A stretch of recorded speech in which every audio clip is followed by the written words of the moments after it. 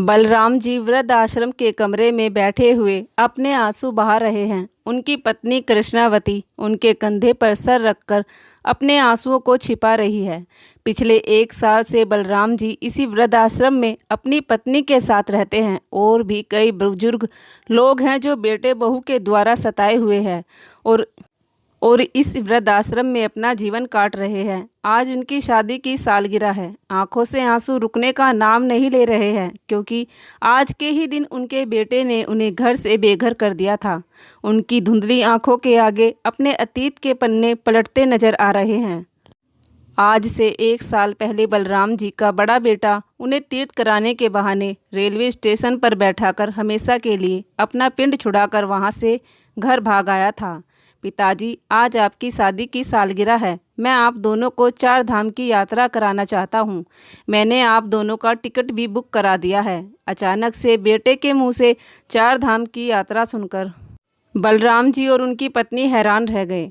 हर समय खरी खोटी सुनाने वाला बेटा आज 4 धाम की यात्रा कैसे कराने लगा। अजय और उसकी पत्नी ने अपनी मीठी मीठी बातों में बलराम जी और उनकी पत्नी को अपने झांसे में ले लिया। दोनों पति पत्नी सोचने लगे, शायद भगवान ने बेटा बहू को सद्बुद्धि दे दी। यही सोचकर दोनों ने अपना बैग पैक कर लिया। दोपहर में ही बड़ा बेटा गाड़ी करके अपने माता पिता को ले जाकर रेलवे स्टेशन पर छोड़ दिया। पिताजी, आप माँ को लेकर यहीं बैठे रहिए, मैं रास्ते के लिए थोड़ा खाने पीने का सामान खरीद लेता हूँ, कहकर अजय चला गया। बलराम जी अपनी पत्नी कृष्णावती जी को घंटों तक लेकर स्टेशन पर बैठे रहे। अचानक से ज़्यादा देर बैठे रहने से कृष्णावती जी की तबीयत खराब हो गई। खांसी से बेहाल, सांसें जुड़ने का नाम नहीं ले रही थी। बार बार पति से एक ही बात पूछ रही थी कि बेटा कब आएगा, बेटा कब आएगा। बार बार बलराम जी अपनी पत्नी की कमर मसल रहे थे और उन्हें सांत्वना दे रहे थे। कृष्णा, हिम्मत बांधो, देखो अजय भी आता ही होगा, क्या पता उसे कोई ज़रूरी काम आ गया हो। मैं तुम्हारे लिए पानी लेकर आता हूँ। बलराम जी की जेब में 20 का नोट पड़ा था। उसी से ही अपनी पत्नी के लिए पानी खरीद कर लाए और उन्हें पिलाया। कई घंटों तक बलराम और कृष्णावती जी अपनी बूढ़ी आंखों से बेटे के आने का इंतजार करती रही। दरअसल बलराम जी के 2 बेटे हैं, बड़ा बेटा अजय और छोटा बेटा विजय।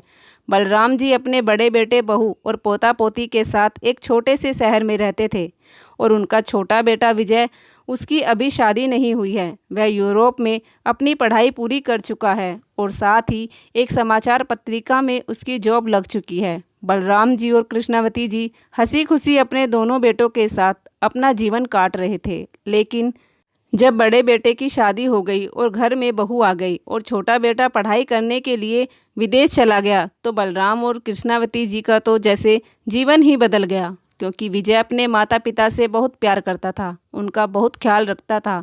उसने अपने माता पिता का संघर्ष बहुत करीब से देखा था। वहीं बड़े बेटे के अंदर अपने माता पिता के प्रति कोई लगाव ना था और जो रहा बचा था वह बहू ने आते ही ख़त्म कर दिया। आते ही बहू ने बेटे को अपनी मुट्ठी में कर लिया। आए दिन बहू कृष्णावती से लड़ती झगड़ती रहती थी। उनका 2 समय का खाना भी बहू की आंखों में खटकता था, जबकि छोटा बेटा माता पिता के खर्चे के लिए विदेश से पैसे भेजता था। देखो तो सही, मैंने 2 बेटों को जन्म दिया, लेकिन दोनों में कितना फ़र्क है। एक अपने माँ बाप के लिए जान देने के लिए तैयार है, तो दूसरा अपने बूढ़े माँ बाप की जान लेने को तैयार रहता है। कहते हुए कृष्णा जी की आंखों में आंसू आ गए। बलराम जी ने अपनी पत्नी के आंसू पोंछे और उन्हें सीने से लगाते हुए बोले, कृष्णा, जिस तरह 5 उंगलियां समान नहीं होती, इसी तरह हमारे बेटों में भी ज़मीन आसमान का अंतर है। बड़े बेटे को तो हमारी शुरू से ही चिंता नहीं है, उसके बारे में सोचकर क्यों दुखी होती हो। दोनों पति पत्नी एक दूसरे से बातें करते हुए अपने सुख दुख को बांट रहे थे। अरे कृष्णा, अब यह रोना बंद करो। देखो आज मौसम बहुत बढ़िया हो रहा है, झमाझम बारिश पड़ रही है। पहले गरम गरम अदरक वाली चाय पिला दो। चाय का नाम सुनते ही कृष्णा जी सोच में पड़ गई। अरे क्या सोच रही हो? सोच रही हूँ, चीनी पत्ती तो बहू छुपा कर रखती है और बहू अपनी मर्जी से मुझे कुछ बनाने भी नहीं देती है। और अगर बहू से चाय बनाने के लिए कहूँगी तो वह गुस्सा करेगी। फिर भी मैं एक बार कोशिश करती हूँ, कहकर कृष्णा जी जाने लगी। रहने दो कृष्णा, मैं तो मजाक कर रहा था, मुझे नहीं पीनी कोई चाय वाय, कहते हुए बलराम जी ने उनका हाथ पकड़कर अपने पास ही बैठा लिया। तेज बारिश के साथ बिजली की गड़गड़ाहट में अचानक से लाइट चली गई। उनके बेटे बहू ने घर के पीछे ही उन्हें एक कच्ची कोठड़ी में रहने को जगह दे रखी थी। पहले उसमें गाय भैंसों के लिए भूसा भरा हुआ होता था, लेकिन अब वह जगह खाली है। तो बेटे बहू ने अपने बूढ़े माँ बाप को इस कोठड़ी में शिफ्ट कर दिया। दोनों दंपत्ति पीछे कोठड़ी में अकेले पड़े रहते हैं। कभी कभी उनके पोता पोती अपने दादा दादी के पास चले जाते हैं और थोड़ी बहुत खाने पीने की चीज़ें भी अपनी मम्मी की चोरी से दे आते हैं। दोनों दंपत्ति की आंखें खुशी से चमक जाती जब उनके पोता पोती उनके इर्द गिर्द खेलते। बहू का कभी मन करता तो खाना दे आती, वरना तो कृष्णावती जी खुद खाना मांगने आ जाती। आज दोपहर के 2 बज गए थे। अभी तक दोनों दंपत्ति को खाना नहीं मिला था, क्योंकि बाहर मूसलाधार बारिश पड़ रही थी। कृष्णावती जी 2 छोटी छोटी पॉलीथीन खाना रखने के लिए हाथ में लेकर और सर पर एक प्लास्टिक के कट्टे को ओढ़कर बहू के पास खाना लेने चली गई। कृष्णा जी ने बहू को डरते डरते बड़े ही धीमे से आवाज़ लगाई, बहू एक बार आकर जरा खाना दे दे। कई बार आवाज़ लगाने के बाद भी बहू बाहर निकल कर नहीं आई। कृष्णा जी वहीं दरवाजे पर खड़ी रही। थोड़ी देर बाद बेटा निकल कर आया और बोला, क्यों बहू बहू करके चिल्ला रही हो? नीता अपनी पार्टी में बिजी है, उसे डिस्टर्ब मत करो। कृष्णा जी बोली, बेटा मेरा और अपने पिताजी का खाना इन पॉलीथीन में डाल दे। माँ, अभी नीता की सहेलियों ने खाना नहीं खाया है, उनके जाने के बाद आना। बेटा बाहर बहुत तेज़ बारिश पड़ रही है, बड़ी मुश्किल से आई हूँ मैं। माँ, एक बार बोल दिया ना, आपको सुनाई नहीं देता क्या? और एक दिन नहीं खाओगे तो मर नहीं जाओगे आप दोनों, कहकर बेटा अंदर चला गया और कृष्णा जी की आंखों में आंसू झरझर बहने लगे। लेकिन वह खुद तो भूखी रह सकती थी, अपने पति को भूखा नहीं देख सकती थी। इसलिए बेटे के अंदर जाने के बाद वह धीरे धीरे रसोई में चली गई और जाकर अपने पति के लिए खाना डालने लगी। तभी बहू रसोई में आ गई और उन्हें रसोई में खाना डालते देख उसके तन बदन में आग लग गई। उसने कृष्णा जी के हाथ से खाना छीनकर दूर फेंक कर मारा और उनका हाथ पकड़कर दरवाजे से बाहर कर दिया और बोली, तुम्हें तो मैं अपनी सहेलियों के जाने के बाद बताऊंगी। दरवाज़ा बंद कर दिया। रोते हुए कृष्णा जी खाली हाथ वापस आ गई। अरे कृष्णा, ऐसी बारिश में कहाँ घूम रही हो? बुढ़ापे में अगर फिसल कर गिर गई तो और लेने के देने पड़ जाएंगे। अगले दिन बहू दनदनाती हुई अपने पति पर चढ़ गई और अब बर्दाश्त नहीं होते ये बुढ़े बुढ़िया मुझसे। आज तो बुढ़िया ने हद कर दी। इतनी हिम्मत हो गई कि रसोई में खाना लेने पहुंच गई। इनका जल्द से जल्द इंतजाम कीजिए, वरना मुझसे बुरा कोई नहीं होगा। और वैसे भी हम इस पूरे घर को तोड़कर नया बनाने वाले हैं, इसलिए पीछे के हिस्से को भी मिलाकर और बड़ा हो जाएगा। अब अपने माँ बाप का कहीं और इंतजाम कीजिए। और नीता, इतना गुस्सा क्यों हो रही हो? मैं भी यही सोच रहा था, पीछे वाले हिस्से को मिलाकर घर बनकर काफ़ी सुंदर लगेगा, इसलिए मैंने सोचा है माँ और पिताजी को 4 धाम की यात्रा करा दूं। सुनते ही उसकी पत्नी उसकी तरफ टेढ़ी नज़रों से देखने लगी। अरे मेरा मतलब है 4 धाम की यात्रा के बहाने उन्हें रेलवे स्टेशन पर छोड़कर आ जाऊंगा। सुनकर उसकी पत्नी खुश हो गई। अरे तो फिर जल्दी कीजिए। अगले दिन दोनों दंपत्ति की शादी की सालगिरह थी। अजय अपने माँ बाबूजी के पैरों में जाकर बैठ गया और उन्हें एनिवर्सरी की बधाई देने लगा। थोड़ी देर से मीठी मीठी बातें की और उन्हें बहला फुसलाकर 4 धाम की यात्रा के लिए मना लिया। बूढ़े माँ बाप बेटे के व्यवहार को देखकर खुश हो गए और सोचने लगे कि भगवान ने हमारे बेटे को सद्बुद्धि दे दी। लेकिन बेटा तो उन्हें गाड़ी में बैठाकर रेलवे स्टेशन पर छोड़कर भाग आया। कई दिन तक बलराम जी अपनी पत्नी को लेकर सड़क पर भटकते रहे। लोगों से रहने के लिए ठिकाना मांगा तो कुछ लोगों ने उन्हें वृद्धाश्रम का पता दे दिया। आज पूरा 1 साल हो गया है इसी वृद्धाश्रम में रहते हुए। उधर छोटे बेटे विजय ने 1 हफ्ते पहले ही इंडिया आने की सभी तैयारियां कर ली थी। आज वह इंडिया आ रहा है क्योंकि आज उसे यूरोप की सबसे बड़ी न्यूज़ रिपोर्टर में भारत के बड़े बुजुर्ग लोगों के बारे में जानकारी जुटाने के लिए चुना गया है। यूरोप में पढ़ाई पूरी करके कड़ी मेहनत करने के बाद विजय को यह जॉब मिली थी। आज भारत आने की खुशी में वह फूला नहीं समा रहा है। काम के साथ साथ आज वह अपने बूढ़े माँ बाप और भाई भाभी से भी मिलेगा। सुबह 5 बजे की फ़्लाइट से विजय अपने घर पहुंच गया। जैसे ही उसकी भाभी ने दरवाज़ा खोला, देवर को सामने खड़ा देख बुरी तरह बौखला गई। अरे क्या हुआ भाभी, आपका चेहरा सफ़ेद क्यों पड़ गया? मेरे आने की खुशी नहीं हुई क्या? अरे नहीं नहीं, एकदम अचानक बिना बताए आ गए, इसलिए देखकर थोड़ा डर गई। भाभी, माँ, पिताजी और भैया कहाँ हैं?